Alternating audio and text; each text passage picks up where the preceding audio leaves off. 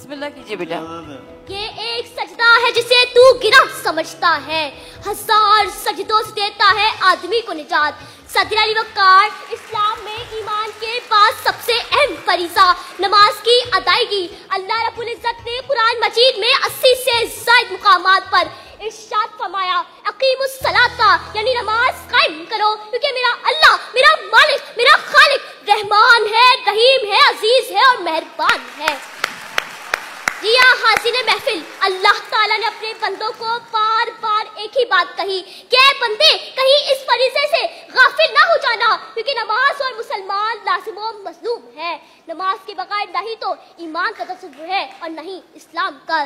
सदर अली वक़ार, अल्लाह की रजा का सबब है नमाज, ईमान का जुज़ है नमाज, बदन की राहत है नमाज, अंबिया अलैहिस्सलाम की सुन्नत है नमाज और फरिश्तों का महबूब अमल है नमाज। गर्ज ये कि नमाज मोमिन की मेराज है, दीन का सुकून है और चेहरे का नूर है। बेशक नमाज ही कब्र में चिराग है, मुनकर नकीर के सवालात का जवाब है, तो फिर तुम नमाज कायम करो। बेशक नमाज ही मुनकर नकीर के सवालात का जवाब है। सजदा इश्क हो तो इबादत का मजा आता है, खाली सजदों में तो दुनिया ही बसा करती है।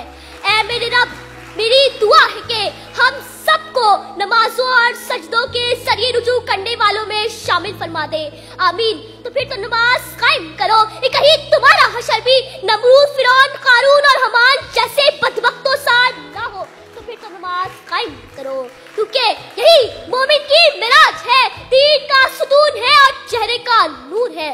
बस अपने किरदार का तू गाजी बन जा, जीत ना पाए कोई तुझसे, ऐसी तू बाजी बन जा। तोड़ने वाले खुद बनाएंगे मस्जिदें अपनी, शर्त ये है कि पहले तू नमाजी बन जा। वाह वाह वाह वाह वाह वाह वाह, फातिमा बतूल।